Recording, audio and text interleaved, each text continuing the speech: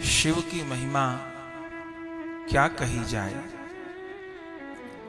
उनकी करुणा, उनका भोलापन, उनकी उदारता तो उन्हीं के जैसी है। श्रीमद् भागवत जी में जब विश्राम करते हुए वेद व्यास भगवान कहां कहां कौन सर्वोपरि तत्व है ये बताने लगे, तब श्रीमद् भागवत जी का ही अंतिम स्कंद 12वें स्कंद के अंतिम अध्याय 13वें अध्याय का 16वां श्लोक है, जहां श्री वेद व्यास भगवान ने कहा, निम्न गानाम यथा गंगा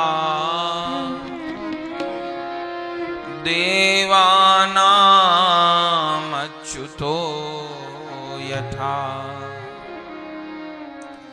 वैष्णवानाम यथा शंभु पुराणानाम इदं तथा।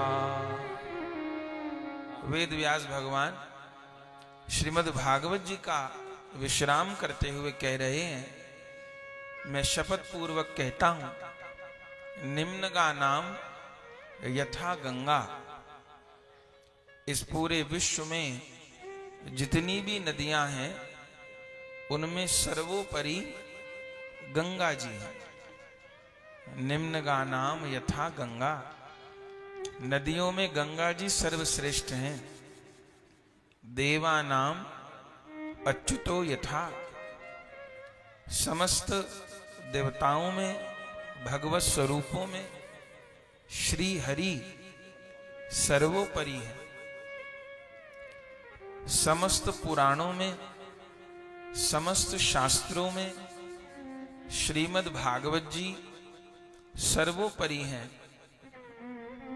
और समस्त वैष्णवों में, समस्त हरि भक्तों में वैष्णवा नाम यथा शंभु, समस्त वैष्णवों में, समस्त हरि भक्तों में, समस्त श्री हरि के प्रेमियों में सर्वोपरि सर्वश्रेष्ठ भोलानाथ महादेव है। यह भागवत जी की पूर्णता में वेद व्यास भगवान ने उद्घोष किया है। शिव से बड़ा प्रेमी, शिव से बड़ा वैष्णव, शिव से बड़ा करुणामय, शिव से बड़ा उदार तो कोई नहीं है। उनकी कथा अद्भुत है और उनकी कथा जीवन में करुणा और प्रेम का संचार करने वाली है। उनकी करुणा जीव की समस्त आपदाओं का, बाधाओं का निवारण करने वाली है। इतनी बात तो सभी जानते हैं कि शंकर जी संहार के देवता हैं, ब्रह्मा जी सृजन के देवता हैं, विष्णु जी संचालन के, पालन के देवता हैं और शंकर जी संहार के देवता हैं। तो संहार के देवता हैं, इसका क्या अर्थ है? राक्षसों का संहार करते हैं, दैत्यों का उद्धार करते हैं, ठीक बात है। प्रलय के समय में शंकर भगवान ही सारे ब्रह्मांड में प्रलय कर देते हैं, सत्य बात है। लेकिन एक वैष्णव के जीवन में, भक्ति के संदर्भ में शंकर भगवान का क्या स्वरूप है? वे संहार के देवता हैं, तो वैष्णवों के जीवन में वे किस प्रकार का स्वरूप रखते हैं?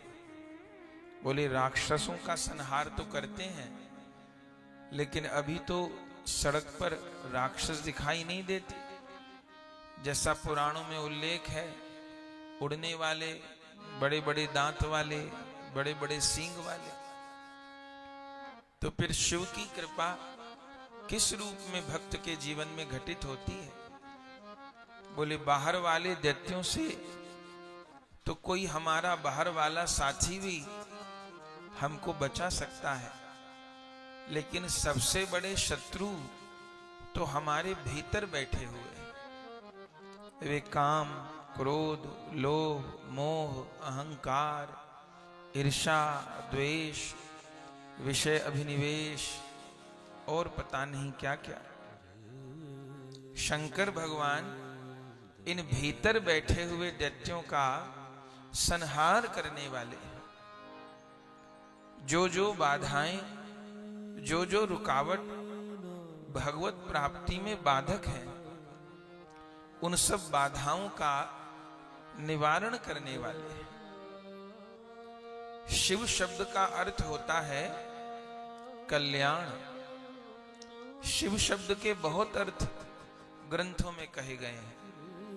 शिव माने कल्याण, शिव माने ज्ञान, शिव माने विवेक, शिव माने समाधान, शिव माने गुरु कृपा, शिव माने नाम कृपा, शिव माने संत कृपा। तो शिव कृपा किसको नहीं चाहिए?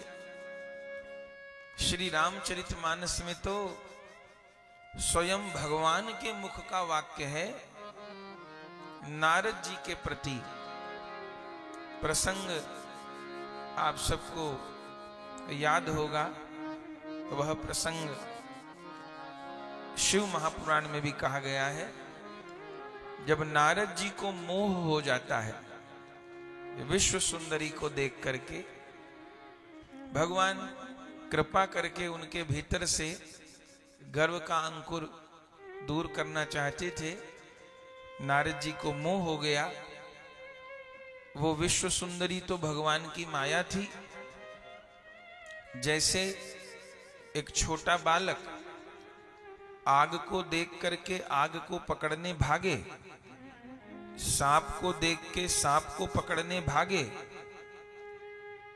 बच्चे को नहीं पता ये सांप, ये आग मेरे लिए घातक है, लेकिन मां उसको आग को, सर्प को छूने नहीं देती। भले बच्चा कितना रोए, चीखे, चिल्लाए, मां को ही मारने लगे, पर मां आग के निकट, सर्प के निकट या जो भी वस्तु नुकसान पहुंचा सकती है उसके निकट बच्चे को नहीं जाने देती। ऐसे ही ठाकुर जी का स्वभाव है। कई बार हम कोई चीज मांगते हैं, लेकिन प्रभु को पता होता है कि ये वस्तु हमारे हित में नहीं है। तो बहुत चाहने पर भी यदि कोई चीज जीवन में प्राप्त न हो, तो एक भक्त को यही मानना चाहिए कि वो मेरे हित में नहीं है, वो मेरे लिए कल्याणकारी नहीं है, मैं नहीं समझ पा रहा। तो नारद जी विश्व मोहिनी के मोह में आसक्त हो गए। वो तो साक्षात माया थी। तो नारद जी माया के प्रहार से बच जाएं, इसलिए भगवान ही दुल्हा बन के आ गए और विश्व मोहिनी का वर्ण कर लिया भगवान ने। फिर पूरी कथा तो नहीं कह रहे, आपको प्रसंग ज्ञात होगा। जब भगवान जाने लगे माया देवी को लेकर के, तो नारद जी को बहुत क्रोध आ गया। भले हुआ सब भगवान की इच्छा से, और नारद जी ने भगवान को बड़े बड़े कठिन श्राप दे दिए। भले वो श्राप इसलिए थे कि भगवान को अवतार लेना था। मम अपकार कीन तुम भारी, नारी बिरह तुम होब दुखारी। और करी हैं कपि आकृति तुम कीन हमारी, करी हैं कीस सहाय तुम्हारी। तुमने मुझे नारी के विरह में दुखी किया, तुमको भी अवतार लेकर के नारी के विरह में दुखी होना पड़े। और जिस स्वरूप को लेकर के तुमने मुझे छला, तुम्हें वही रूप लेकर के जन्म लेना पड़े। तुमने मेरी बंदर की आकृति कर दी तो तुम्हें भी बंदरों से सहायता लेनी पड़े। ऐसे जाने कितने श्राप नारद जी दे दिए भगवत इच्छा से। लेकिन उस समय गोस्वामी जी लिखते हैं कि नारद जी तो क्रोध में भर के श्राप देते रहे भगवान को, लेकिन भगवान प्रसन्नता पूर्वक उन श्रापों को ग्रहण करते रहे। भगवान को कोई क्रोध ही नहीं आया, भगवान स्वीकार करते रहे। जब स्वीकार करते रहे तब नारद जी को लगा कि लगता है ये सब प्रभु ने जानबूझ के मुझे गुस्सा दिलाने के लिए किया है। जैसे कभी कभी छोटे बालक से पिता को खेलना हो, बच्चा चुपचाप बैठा हो तो पिता छोटे बालक को छेड़ देता है, फिर छोटा बच्चा नाराज होकर के अपने पिता से झगड़ने लग जाता है, कुछ बोलने लग जाता है, तो उससे पिता को खुशी मिलती है, पिता नाराज नहीं होता। बालक को पहले माँ बाप छेड़ देते हैं, फिर उसके साथ किलोल करते हैं। तो कभी कभी ठाकुर जी भी अपने भक्तों के साथ ऐसा करते हैं, अपने भक्त को छेड़ देते हैं और फिर भक्त से खरी खोटी सुन करके प्रसन्न होते हैं या किसी नई लीला का सृजन कर देते हैं। तो नारद जी इतने श्राप दिए। गोस्वामी जी लिखते हैं कि जब हरि माया दूर निवारी और नहीं तह रमा न राजकुमारी। थोड़ी देर बाद भगवान ने वो माया का पर्दा हटा लिया, ना वो नगर था, ना वो राजा था, ना वो राजकुमारी थी, ना स्वयंवर था। अब नारद जी को समझ में आया कि ये सब लीला भगवान ने क्यों की, क्योंकि मेरे मन में ये आ गया था कि मैंने काम पर विजय प्राप्त कर ली है, मैंने काम को जीत लिया है। ये अहम नारद जी के मन में आ गया था। तो इस अहम को समाप्त करने के लिए भगवान ये लीला की। चूंकि ठाकुर जी भक्त के जीवन में ऐसे कोई भी दुर्गुण नहीं देखना चाहते, पर कई बार और दुर्गुणों को सहन कर लेते हैं, कई बार काम को सहन कर लेते हैं और दुर्गुणों को सहन कर लेते हैं भक्त के जीवन में। लेकिन प्रभु किसी भी प्रकार अहंकार को स्वीकार नहीं करते। क्योंकि जब मैं था तब हरि नहीं, अब हरि है मैं नाही। प्रेम गली अति साकरी या में द्वे न समाई। मैं भगवान को किसी में नहीं अच्छी लगती। अगर लक्ष्मी जी के भीतर भी अहम आ जाए तो उनको भी अकेला कर दे, जय विजय में आ जाए तो उनको अकेला कर दे, किसी में भी उनको अहम नहीं। अरे यशोदा मैया प्राणों से प्यारी हैं, पर वो यशोदा मैया भी ये हट करने लग जाएं कि मैं लाला को बांध दूंगी आज उखल से, तो पूरे गोकुल की रस्सी खत्म हो जाए, पर यशोदा मैया छोटे से लाला को बांध नहीं पाए। ठाकुर जी को अहम स्वीकार नहीं है, उन्हें अहम शून्य जीवन चाहिए, और दोष भी जीवन में न हो। लेकिन कई बार और दोष निभ जाते हैं। निभ जाने से अर्थ है कि और दोषों के रहते भक्ति जीवन में प्रकट हो जाती है। ऐसा देखा गया है, भक्तमाल में ऐसे चरित्र हैं कि काम होते हुए भक्ति प्रकट हो गई, लोभ होते हुए भक्ति प्रकट हो गई, मोह होते हुए भक्ति प्रकट हो गई, ऐसे उदाहरण हैं। लेकिन अहंकार ना, जब मैं था तब हरि नहीं। तो नारद जी जान गए कि ये मेरे मन में जो मैंने काम पर विजय प्राप्त कर ली है, ये अहम, ये मैं मेरे अंदर जो आ गई थी, इस मैं को निकालने के लिए ही प्रभु ये सब लीला की है। अब तो उनको बहुत पछतावा हुआ और उस समय नारद जी रोने लगे और प्रभु को उन्होंने कुछ कहा। गोस्वामी जी ने लिखा, क्या कहा? नारद जी ने प्रभु को कहा, मैं दुर्वचन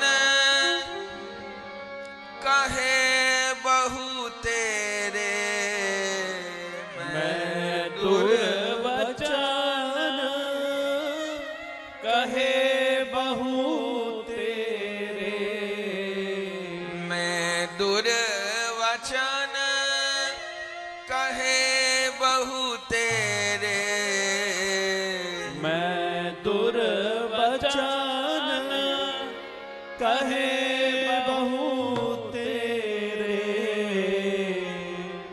मैंने इतने दुर्वचन आपको कहे, अब इन दुर्वचनों को कहने पर जो मुझे दोष लगा है, जिन प्रभु की सब वंदना करते हैं उनको मैंने ऐसे ऐसे बुरे वचन कह दिए, हे नाथ अब ये मेरे पाप कैसे मिटेंगे?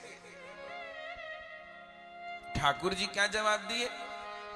भगवान ने कहा, श्री नारद जी ने पहले कहा, मृषा होई मम वचन दयाला, मृषा होई मम वचन दयाला। नारद जी ने कहा मैंने जो जो कहा वो झूठा हो जाए, लेकिन भगवान क्या बोले? मम इच्छा कह दीन दयाला, मम इच्छा कह दीन दयाला। नारद जी ने कहा मैंने आपको इतने दुर्वचन कहे, मेरे पाप कैसे मिटेंगे? भगवान ने कहा जो हुआ मेरी इच्छा से हुआ, मुझे अवतार लेना है राम रूप में, इसलिए सब लीला की। आपके मन से आपने काम पर विजय प्राप्त कर ली है, ये भाव मैंने दूर कर दिया। पर नारद जी बोले मेरे मन को तो शांति नहीं हो रही, आपने तो खेल कर दिया, लेकिन उस खेल में मैं जिन प्रभु को रात दिन भजता हूं उन प्रभु से दुर्व्यवहार कर दिया, तो वो ग्लानि, वो शर्मिंदगी तो मुझे हो रही है, मैं उससे कैसे बाहर आऊं, उस अपराध से कैसे निकलूं? तो इस समय प्रभु ने जो दो चौपाई कही हैं वो हम सबके बड़े काम की हैं, और शायद उससे बड़ी शिव महिमा दूसरी नहीं होगी। नारद जी पूछे कौन उपाय करूं, इतना बड़ा अपराध कर दिया आपके प्रति। ठाकुर जी क्या बोले? नारद जी बहुत बड़ा उपाय करने की जरूरत नहीं है, क्या करो? जाहु जपहु शंकर सतनामा, जपहु जपहु शंकर सतनामा, जपहु जाहि शंकर सतनामा, जपहु जाहि शंकर सतनामा, जपहु जाऊं शंकर सतनामा, जपहु जाई शंकर सतनामा। होई हृदय तुरत विश्रामा, होई हृदय तुरत विश्रामा, जपहु जाय शंकर सतनामा, जपहु जाई शंकर सतनामा। उस समय भगवान ने नारद जी को कहा, अरे अपराध हो गया, कोई बात नहीं, घबराने की जरूरत नहीं है, एक उपाय कर लो, सारे अपराध निवृत्त हो जाएंगे। क्या उपाय कर लूं? बोली जाहि जपहु शंकर सतनामा, 100 बार शंकर शंकर शंकर शंकर शंकर शंकर शंकर शंकर शंकर शंकर शंकर ऐसा कहो। जाहि जपहु शंकर सतनामा, और होई हृदय तुरत विश्रामा, सारे अपराध क्षमा हो जाएंगे, 100 बार शंकर शंकर कह दो। असलियत में नारद जी से कोई अपराध हुआ ही नहीं, ठाकुर जी ने लीला की। लेकिन ये जो पंक्ति कही ये वास्तव में नारद जी के लिए नहीं कही, नारद जी तो स्वयं भगवान के मन का अवतार है, उनसे तो प्रभु लीला की। अपराध तो हम जीवों से होते हैं, रात दिन होते हैं, पग पग पर होते हैं, क्षण क्षण में होते हैं, और वो अपराध कितने प्रबल होते हैं कि उन्नति ही रोक देते हैं, भगवान के प्रेम का हृदय में प्रकाश नहीं होने देते। तो उन अपराधों के प्रभाव से कैसे बचा जाए, उस पाप के ताप से कैसे बचा जाए। अरे शंकर भगवान तो विष पीने वाले हैं। ऐसा मत सोचिएगा कि विष पिया था, ऐसा न सोचिएगा। वो आज भी विष पी रहे हैं। कैसे विष पी रहे हैं? हम भक्त लोग जितने भी अपराध करते हैं, रात दिन अपराध होते हैं मुझ जैसे जीवों पर जब भोले बाबा को प्रणाम करते हैं, जब भोले बाबा पर जल की धारा चढ़ाते हैं, भोले बाबा पर दूध की धारा चढ़ाते हैं, भोले बाबा पर बेल पत्र चढ़ाते हैं, प्रणाम करते हैं शिव को, तो शिव बदले में क्या देते हैं? हमारे जीवन के अपराध रूपी विष का पान कर लेते। ये शिव की कृपा है, ये शिव की उदारता है, ये शिव की करुणा है। कहां तक कही जाए उनकी करुणा। उन्होंने विष पिया था ऐसी बात नहीं, आज भी विष पीते हैं। देवता दैत्य लगे थे अमृत की खोज में, निकल आया विष। हम लोगों की भी तो यही स्थिति है। एक साधक अमृत की खोज में लगा रहता है, अमृत मिले, सुख मिले, आनंद मिले, प्रेम मिले, पर अमृत तो नहीं निकलता। अमृत तो हाथ आता नहीं, विष पहले निकल आता है। जो जीवन की प्रतिकूलता है, जो जीवन के कष्ट हैं, जो हृदय के बुरे भाव हैं, यही तो विष है। लेकिन इस विष को कौन पीते हैं? ये सदा सदा से विष पचाने का काम सारी सृष्टि के मंगल के लिए, सब जीवों के मंगल के लिए विष को पीने की सेवा ही भोलानाथ की है।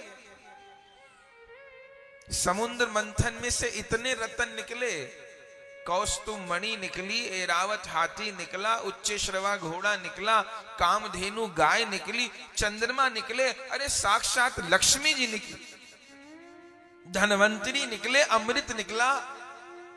भोले बाबा ने कुछ लिया? सब कोई देवता कुछ ले गया, कोई दैत्य कुछ ले गया, कोई कुछ ले गया, कोई कुछ ले गया, सबने बांट लिया। माने रत्न निकले तो भोले बाबा एक भी नहीं लिए, लेकिन विष निकला तो सबसे पहले लेने के लिए शिव आगे आ गए। आहा, ये है शिव की कृपा। जो अमृत की खोज में है। अमृत क्या है? राधा गोविंद का प्रेम ही अमृत है। भगवान सीताराम का प्रेम ही अमृत है। राधा गोविंद की नित्य लीला में प्रवेश हो, राधा गोविंद की प्रेममयी सेवा की प्राप्ति हो, यही अमृत है। अब हम जैसे अयोग्य प्राणी भी उस अमृत की खोज में लगे हैं। अब वो अमृत तो निकला नहीं, पहले विष निकल आता है मंथन करते हुए, सबसे पहले वही निकल आता है। अमृत प्राप्त ही न होता देवता और दैत्यों को, विष ही सबको समाप्त कर देता।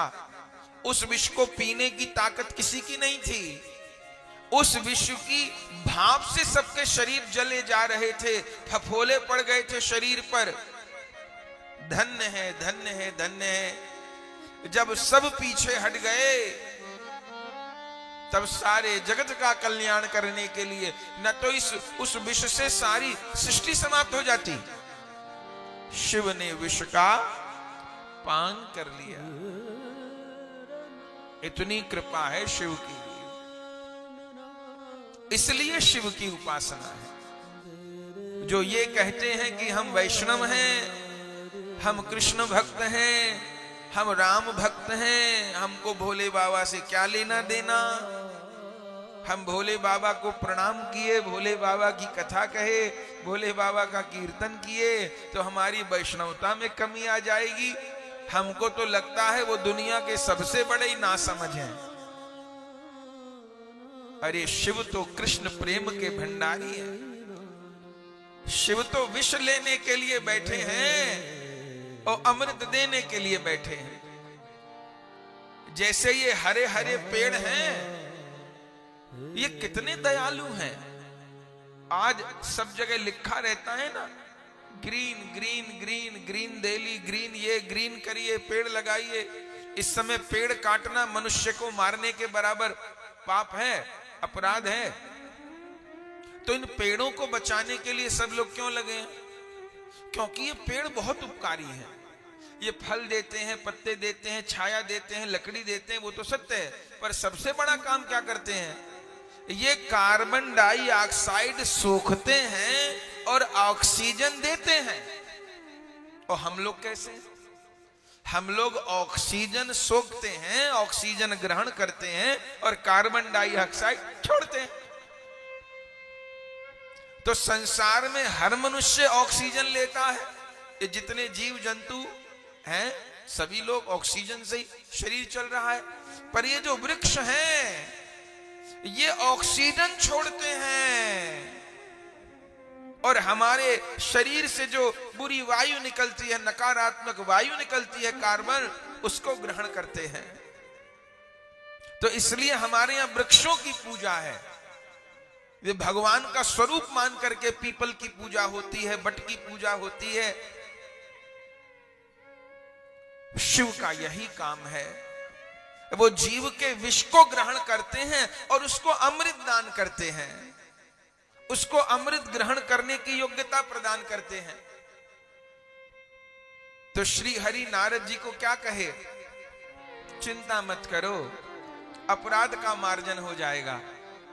अब इससे हम लोग ये अर्थ न लगा लें कि अब तो हमको बहुत बढ़िया तरीका पता चल गया, अपराध तो होते ही रहते हैं हमसे लगातार, अब खूब अपराध करेंगे, 100 बार शंकर शंकर करने में क्या लगता है, कर लेंगे शंकर शंकर शंकर शंकर शंकर शंकर शंकर 100 बार। ऐसा दुरुपयोग तो न करिएगा। पर न चाहते हुए भी अपराध बनता है, सेवा में अपराध बनता है, भजन करते में अपराध बनता है, जीवन के निर्वाह में अपराध बनता है। तो शिव को प्रणाम, शिव का नाम, शिव को जलाभिषेक, इनका सबसे बड़ा लाभ। हम कोई टोना टोटका की बात नहीं बता रहे। ये शिव का नाम, शिव को प्रणाम, शिव का अभिषेक सबसे बड़ी जो जीवन में उपलब्धि कराता, अपराध का मार्जन करता है, ये रोग का मार्जन करता है। क्या कहना, जपहु जाहि शंकर सतनामा, 100 बार शंकर शंकर कहो, अपराध दूर हो जाएंगे। नारद जी ने कहा 100 बार शंकर शंकर कहूं?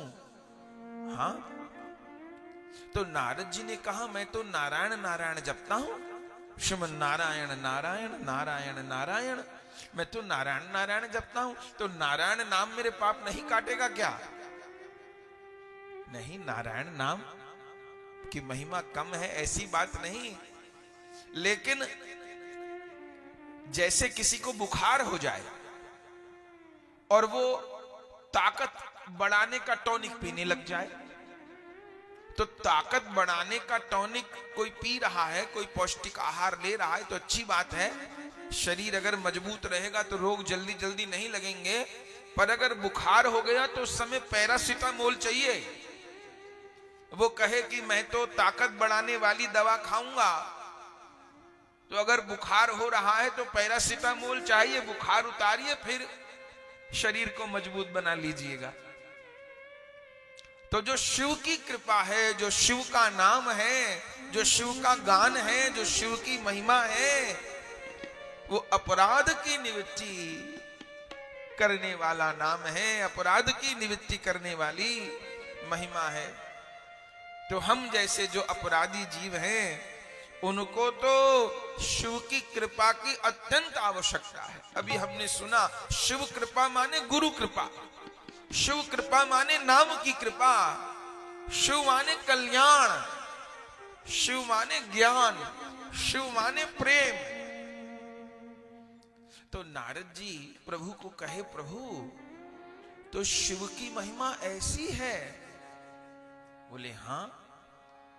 तो मेरा अपराध तो मार्जन हो जाएगा और अब इस आचरण के कारण मेरी जो भक्ति कम हो गई है, माने मैं पहले जिस भक्ति की स्थिति में था वो मेरी भक्ति अब नहीं रही। पहले इतना प्रेम में कोई